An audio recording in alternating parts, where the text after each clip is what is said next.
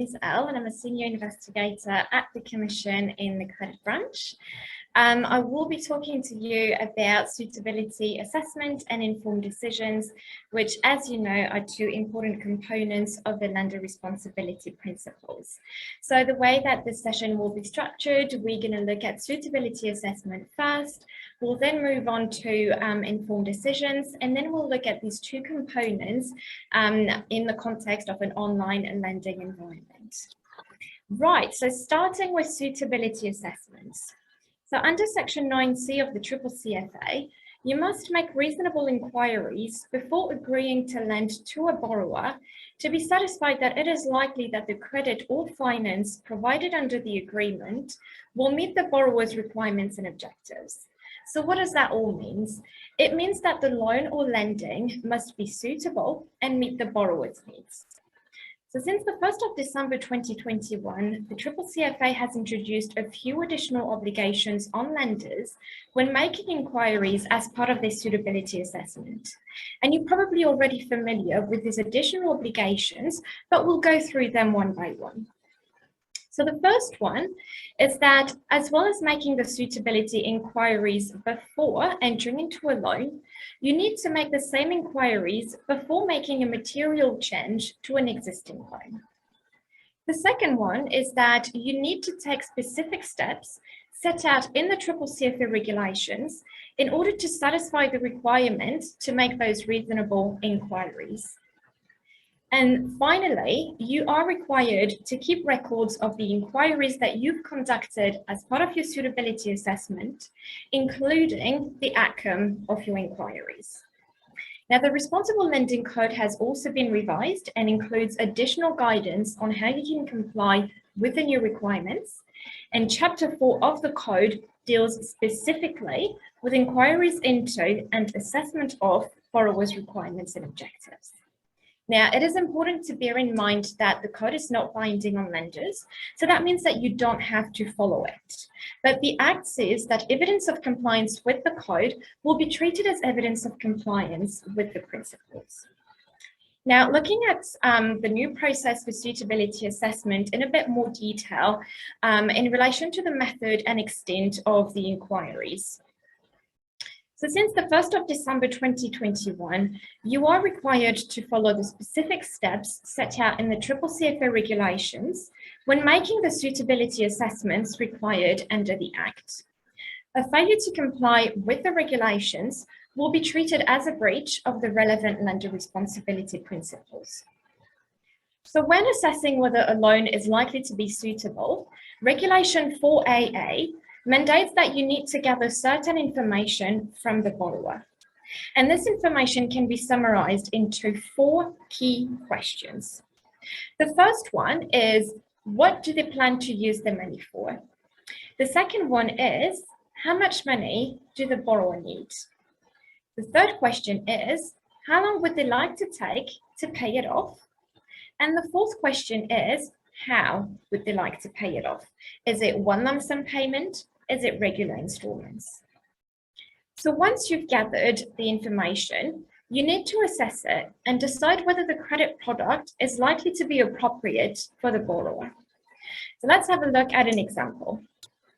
Let's say that a borrower wants to pay off the loan in regular installments, but have the possibility to draw down further advances. Do we think that a fixed loan is likely suitable in the circumstances?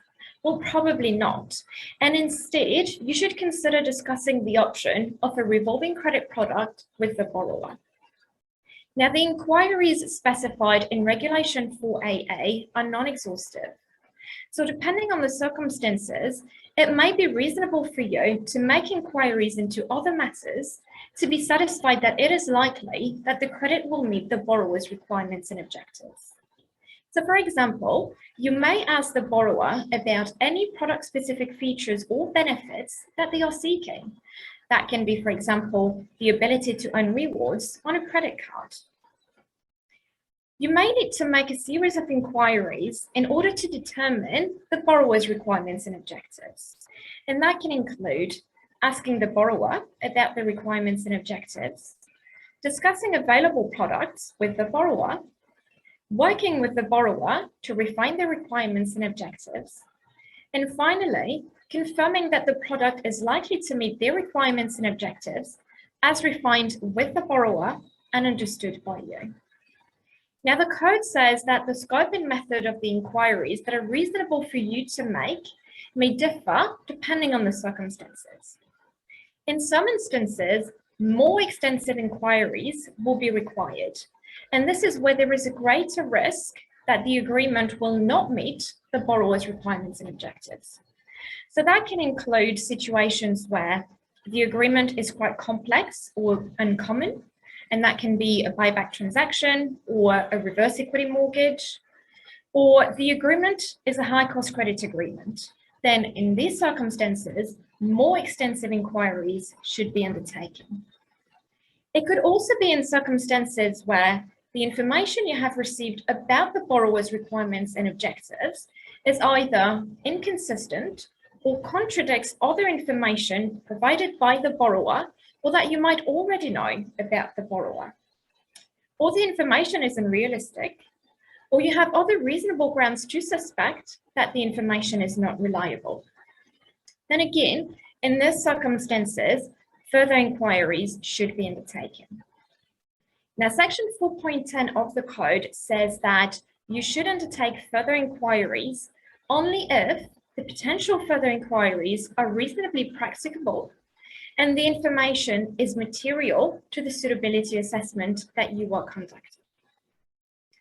Now, as I said, there could also be circumstances where less extensive inquiries can be undertaken, although subject to you being compliant with the regulations. But section 4.9 says that where there is a low risk that the agreement will not meet the borrower's requirements and objectives, then less extensive inquiries can be taken. And that can be situations where the agreement is a simple credit agreement that is widely understood, for example, an overdraft, or the borrower is a well-informed user of credit. Then in these circumstances, less extensive inquiries can be undertaken. Now, sometimes there may be a conflict between the borrower's requirements for a loan and the end objectives. So let's look at an example. Let's say that a borrower is entering into a home loan and specifies that they want certainty as to the payments for a period. So this would require a fixed interest rate loan. But the borrower says that they also want flexibility to pay in lump sum amounts. So this would require a different product, like a floating interest rate loan. So what do you do in these instances? Section 4.7 of the code gives you some guidance and says that where there is an apparent conflict between the requirements and the objectives specified by the borrower, you should make inquiries to understand which of the conflicting requirements and objectives are the borrower's highest priority. So for example, by simply asking the borrower to choose. And then you take this as the borrower requirement or objective. So while you do not need to canvass every single option that you have open to a borrower, it is expected that you will make reasonable inquiries of the borrower to understand the nature and purpose of the proposed credit. If your inquiry process is robust and thorough, then the information gathered should lead you to discuss all the credit products that you have available that satisfy the borrower's need. Now, very quickly touching base on your record keeping obligations. So as part of your suitability and affordability assessments obligations, you are now required to keep records of the inquiries made under subsections 3, 4, and 5 of section 9C of the CCCFA. Now, in a moment, my colleague Caroline will talk to you about 9C requests, so we won't go into details about record keeping just yet. Now, looking at the second part of this presentation, which focuses on assisting your borrowers and guarantors to make an informed decision prior to entering into a consumer credit contract, but also in all subsequent dealings with you. Section 9C of the CCCFA says that you have the obligation to assist borrowers to reach an informed decision about whether to enter into or vary an agreement and to be reasonably aware of the full implications of entering into or varying the agreement. So this includes by ensuring that the terms of the agreement and any variation are expressed in plain language in a clear, concise, and intelligible manner. That any information that you provide to the borrower is not presented in a manner that is or is likely to be misleading, deceptive, or confusing. And that you have taken reasonable steps to offer the borrower information about the agreement in another language. Now, this principle also affects how you can advertise, as you must ensure that all advertising and information provided to the borrower or guarantor is not likely to be misleading, deceptive, or confusing.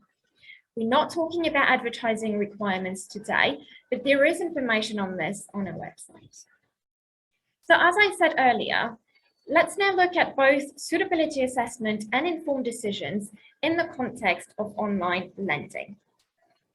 It's important to remember that regardless of how a loan is made, whether it is online, in person, on the phone, by text message, or by email, the lender responsibility principles apply. And we appreciate that more and more lenders are carrying out their lending processes entirely online and have no face-to-face interactions with their borrowers at any point. So that means that the processes and documentation that these online lenders might use to make a lending decision are likely to be different from those that you would use if you were able to talk to the borrower in person. So before starting lending online, we recommend that you consider carefully how you will comply with the CCCFA obligations in an online environment. Remember that the less contact you have with the borrower, the more steps or questions you may need to build into the online process to ensure that you have the right information to reach a responsible decision. So that can include considering what information the borrower needs to provide in support of the application. So in the context of suitability, you need to make sure that you're gathering information to answer the key questions of what is the purpose of the loan? What are the borrower's objectives? And what type of loan does the borrower really need? We recommend avoiding tick boxes as they prevent collecting tailored information, and instead make sure that you have sufficient free text boxes to accommodate a wider range of borrower profiles. It's also a great opportunity to give the option to borrowers to answer your questions in their own words.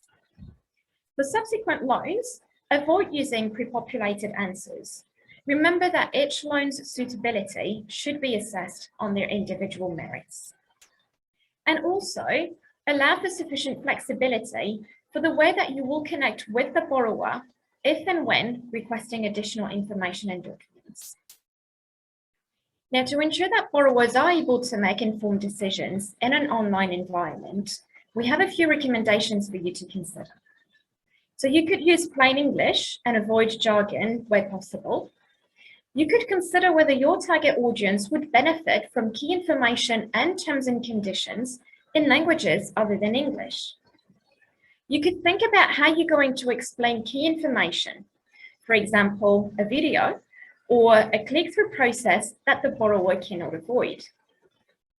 Think about whether there are different application options for those who are more comfortable with visual or audio communication.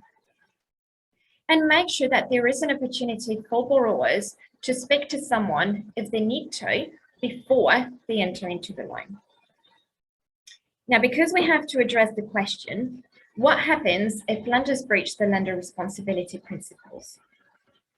If we breach the principles, there are multiple consequences and or ways to remedy the breach under the CCCFA. This includes the court's ability to make a wide range of orders, including orders restricting lenders' actions and orders compensating borrowers. Also remember that any breach of the principles might affect your fit and proper certification with the Commission, as we might have to review and possibly amend your certification status. Now, to illustrate the points that I've just covered today, I'll briefly take you through the case of Ace Marketing Limited that you might have seen in the news a few weeks ago. The Commission carried out an investigation into ACE marketing and subsequently filed proceedings for breaches of the suitability and informed decision parts of the lender responsibility principles. In July 2022, the High Court accepted the Commission's submissions that ACE marketing had breached the lender responsibility principles in two different ways. The first one was by failing to assist borrowers to reach informed decisions as to whether or not to enter into their loans and to be reasonably aware of the full implications of entering into them. And the second way was by including in its standard contract a provision relating to ACE marketing's right to delay delivery in cases where customers failed to make one or more payments in accordance with the payment schedule. The provision was not expressed in plain language. It was likely to be misleading or deceptive, and it was not brought to the attention of borrowers. So the court declared that ACE marketing had breached the lender responsibility principles under the CCCFA and made injunctions restraining ACE marketing from providing credit under the affected contracts until it complied with the responsible lending provision under Section 9C3B of the CCCFA.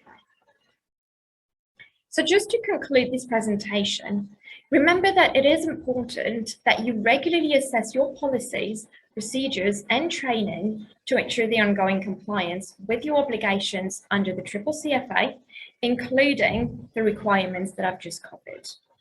We encourage you to check out the multiple resources about lenders' obligations that are available on the Commission's website and to sign up to our newsletter. If you have any questions on this presentation, then please feel free to pop them in the chat. And Paul, I'm ready to hand back over to you.